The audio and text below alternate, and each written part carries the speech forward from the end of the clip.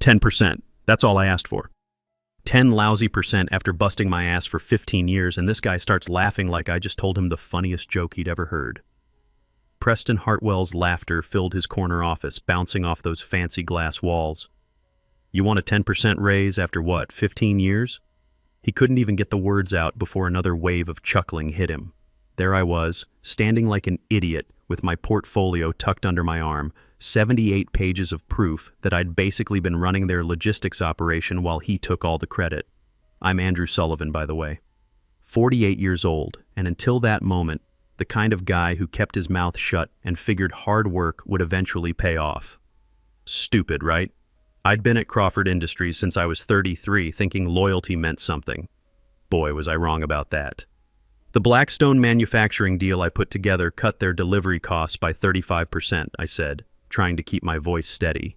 That contract alone brought in $12 million last quarter. Preston just waved his hand like he was swatting a fly, still grinning. Everyone's replaceable, Andrew. Even you. He gave me that fake smile all these corporate types perfect in business school. If you think you're worth more, go try your luck somewhere else. Something inside me just snapped. Not anger exactly, more like a switch flipping off. All those years of thinking that if I just kept my head down and did good work, somebody would notice. What a joke.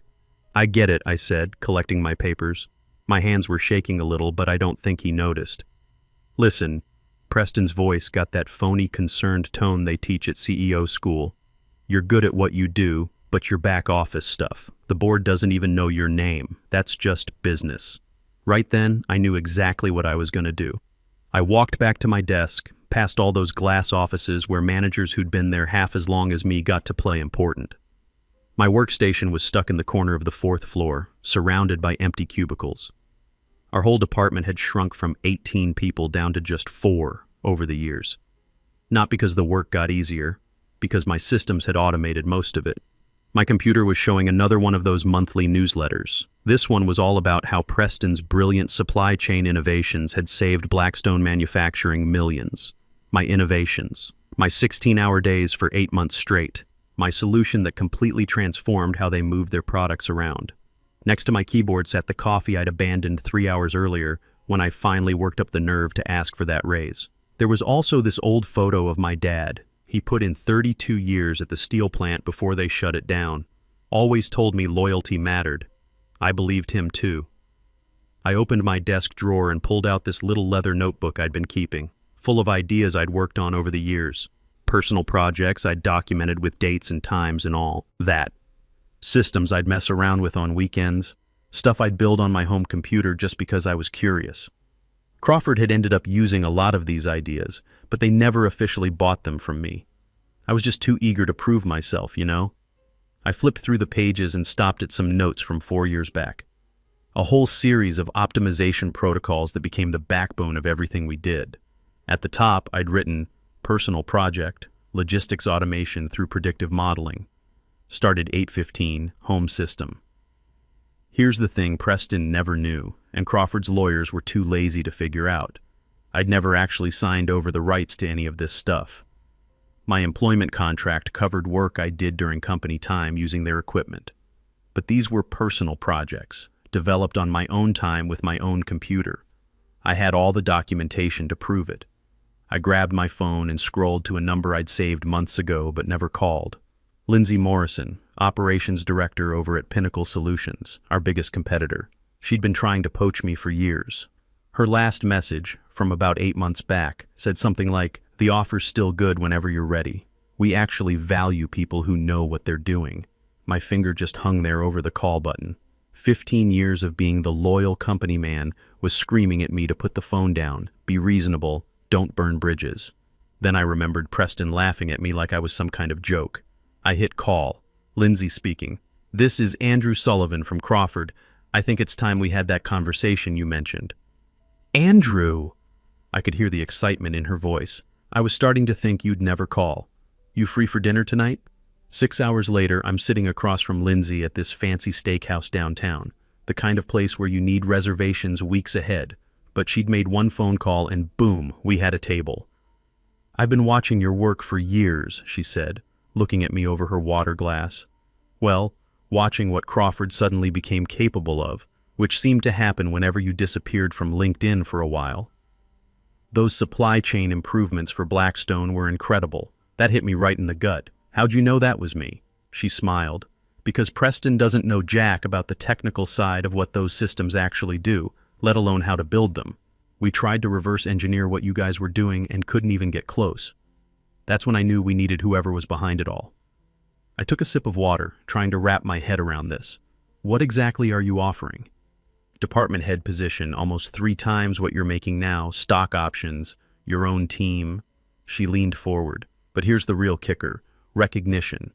Your name actually goes on your work. And if you happen to bring along any personal innovations you developed on your own time... Something clicked in her eyes. She got it. She nodded slowly. We've got a proper process for acquiring intellectual property. Fair compensation. We don't just expect to own everything our people create in their spare time. I pulled out my leather notebook and set it on the table. I've got documentation proving these systems were personal projects. Crawford used them, but they never actually bought them from me. Lindsay's eyes went wide as she realized what I was saying. That's one hell of an oversight by their legal team. Preston doesn't think much of back office people, I said, throwing his own words back at him. Including the lawyers, apparently. 2 weeks later, I'm dropping my resignation letter on Preston's desk. He barely looked up from whatever he was doing on his computer. 2 weeks notice. He scanned the letter real quick. Where you headed? I thought about lying, but figured the truth would hit harder. Pinnacle Solutions. That got his attention. His head snapped up like I'd slapped him. Our competitor? Man, that's bad timing. We're about to close the expanded Blackstone deal. Yeah, I know, I said. I'm the one who built the whole proposal.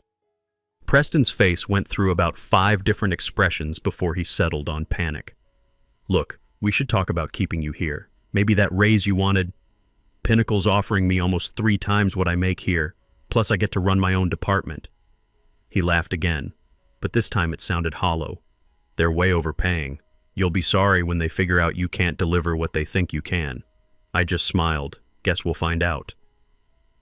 Those last 2 weeks were weird.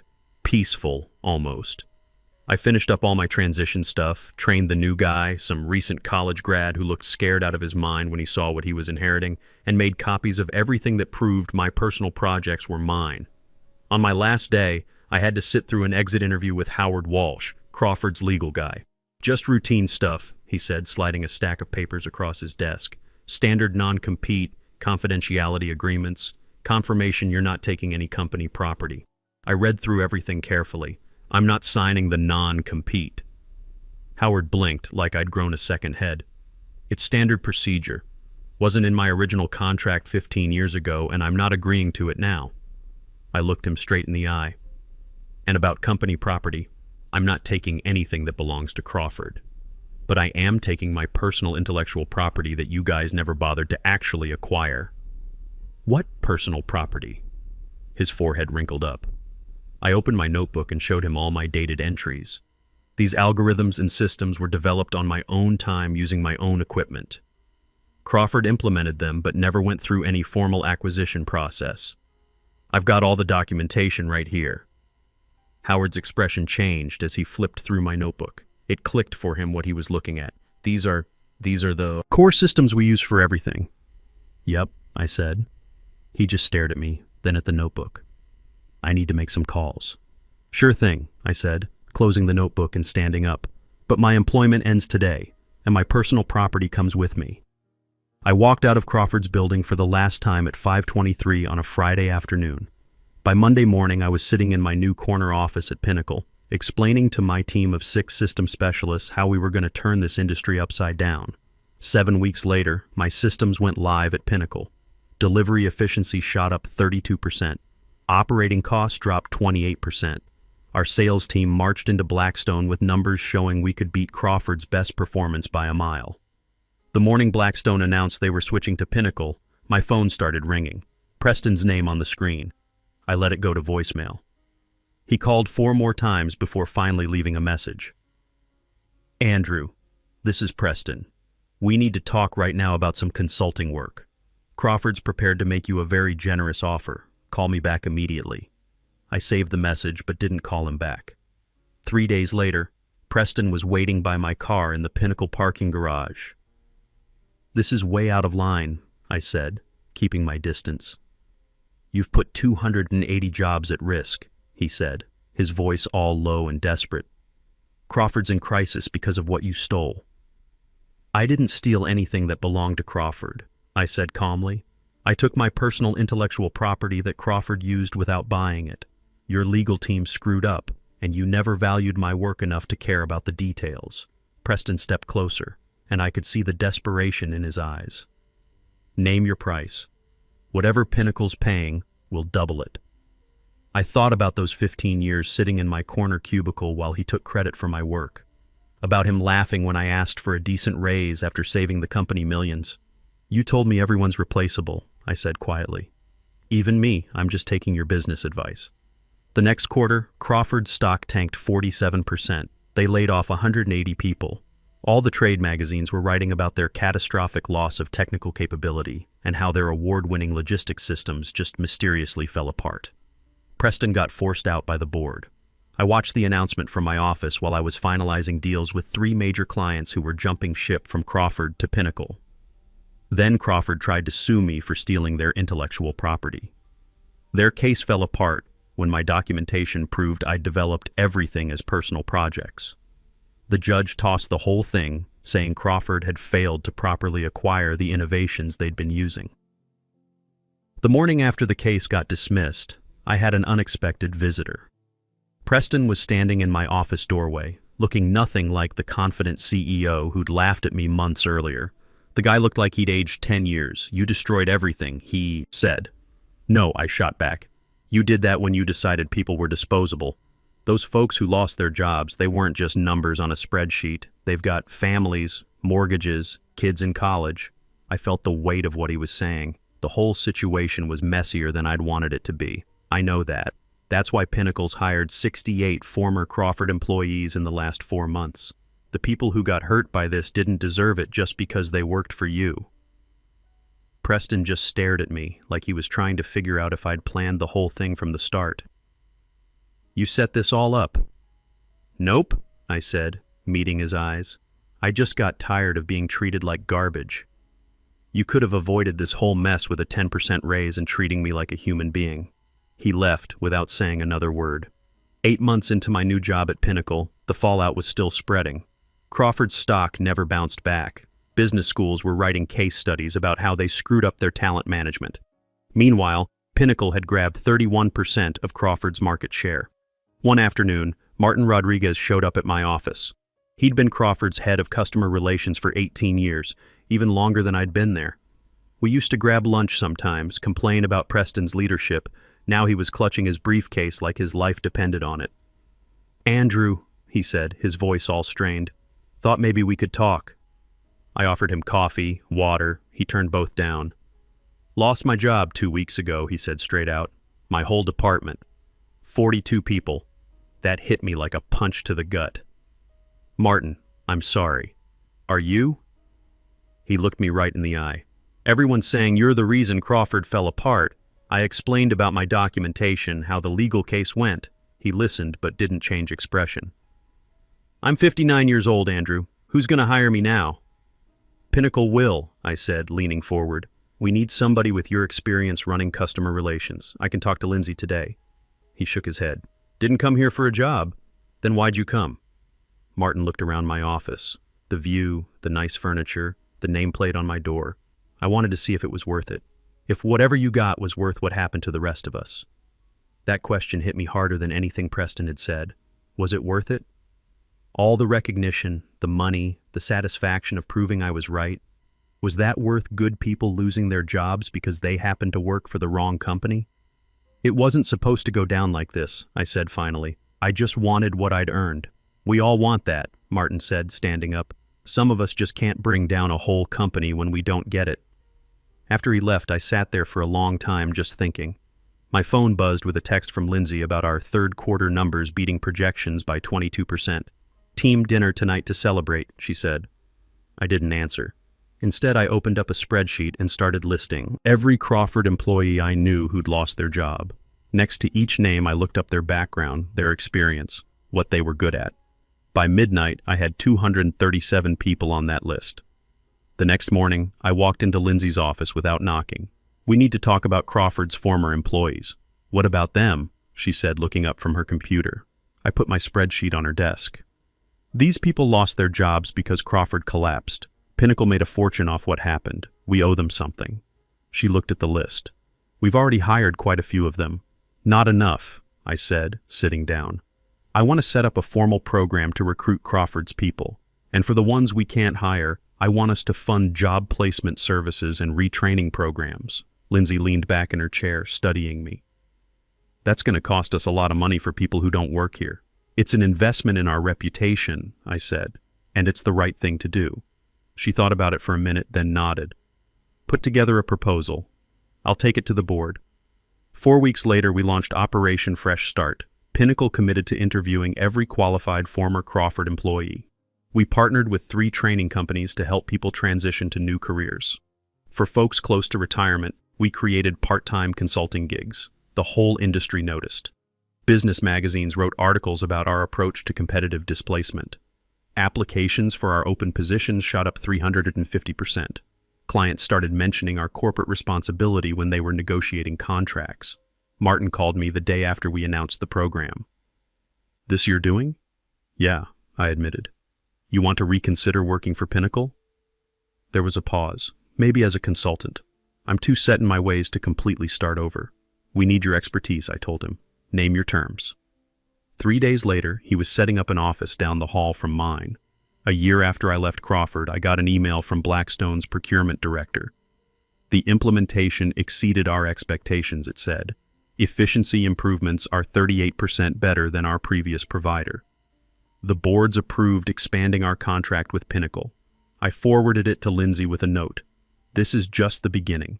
My name's on the system patents now. My picture's hanging in the lobby with the other Pinnacle executives.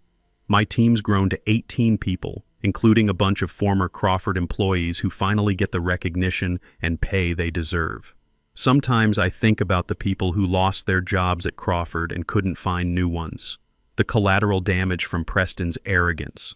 That's something I carry with me, knowing that getting justice for myself meant hardship for others who were just in the wrong place at the wrong time. But I also think about that moment in Preston's office when he laughed at me asking for basic fairness after 15 years of loyalty. How many other people had he treated the same way? How many careers had he crushed with his whole people are replaceable parts attitude? 6 months after Operation Fresh Start launched, I got a call I wasn't expecting. It was from Howard Walsh, Crawford's old legal counsel.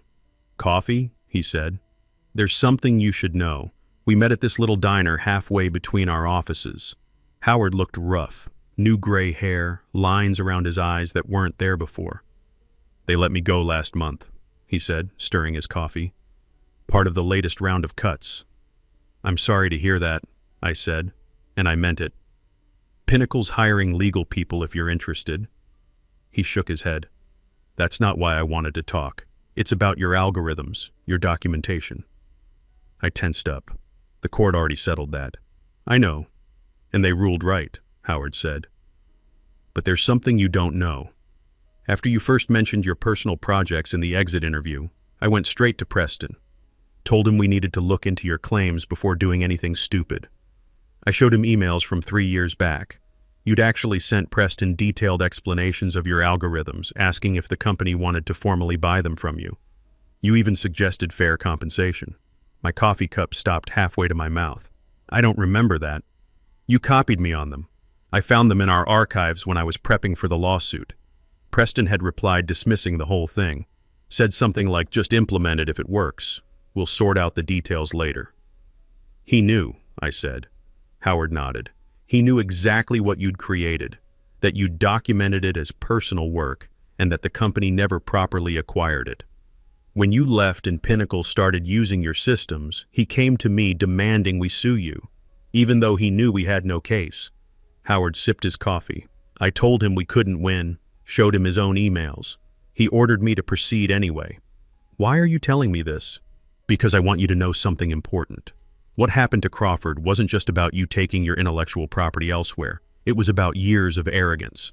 Preston didn't just undervalue you, he did it to everyone, Legal, operations, customer service. He treated the whole company like disposable parts. And now those parts are working somewhere else, I said quietly. Exactly. Your algorithms were brilliant, but Crawford wouldn't have collapsed if Preston had built a company that could survive losing one person. He didn't just lose you. He lost the loyalty and knowledge of hundreds of people who felt exactly like you did. I thought about that on my drive back to Pinnacle. My revenge hadn't destroyed Crawford. It had just exposed what was already broken. That evening, I got another call from Preston. I almost ignored it out of habit, then decided to answer. Andrew, his voice sounded rough. I'm calling to apologize. Of all the things I'd expected, that wasn't one of them. I knew about your personal projects, he continued. I knew you documented them properly. He paused. I thought you were too loyal to ever leave, so it didn't matter. You misjudged me. I misjudged everything. The board fired me completely yesterday. Crawford's filing for bankruptcy next week. I hadn't expected it to go that far. I'm sorry about the employees, I said. That's why I'm calling. There's a final board meeting tomorrow. They're deciding severance packages. I want to recommend your Pinnacle program for our remaining people. You want to send Crawford's employees to Pinnacle? I want them to have jobs, Preston said simply. Pride doesn't matter anymore. 1 year after I'd walked out of Preston's office with my portfolio, I was standing at a podium accepting the Industry Innovation Award. Cameras flashed as I looked out at the audience, lots of familiar faces from Crawford, now wearing Pinnacle badges. Innovation isn't just about algorithms or systems, I said into the microphone. It's about recognizing value in people, treating them as irreplaceable instead of disposable. Companies that get this will always beat the ones that don't. After the ceremony, this young woman came up to me, fresh out of college, nervous but determined. Mr. Sullivan, I'm Jessica. I just started in systems development at Pinnacle. Welcome to the team, I said. She clutched her portfolio, reminded me of myself in Preston's office that day. I wanted to ask, how did you know when to stand up for yourself? I'm just starting out and I don't want to make mistakes. I thought about her question carefully. I waited 15 years too long. Don't do that. But what if they think I'm being difficult or ungrateful? I smiled.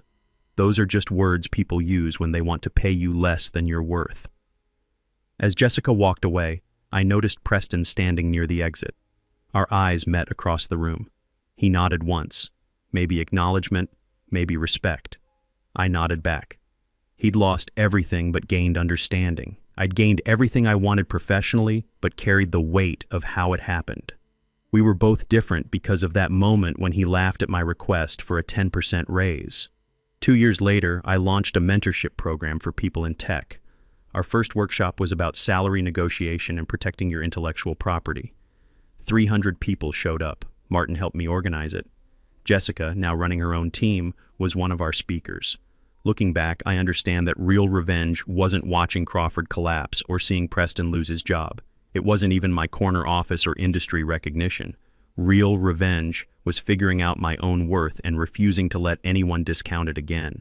It was building a workplace where people like me, people like who I used to be, would never have to wait 15 years for basic respect. The algorithms I created were complex, but the lesson was simple. Nobody gets to decide what you're worth except you. Sometimes the most powerful thing you can do is just refuse to be treated like you don't matter.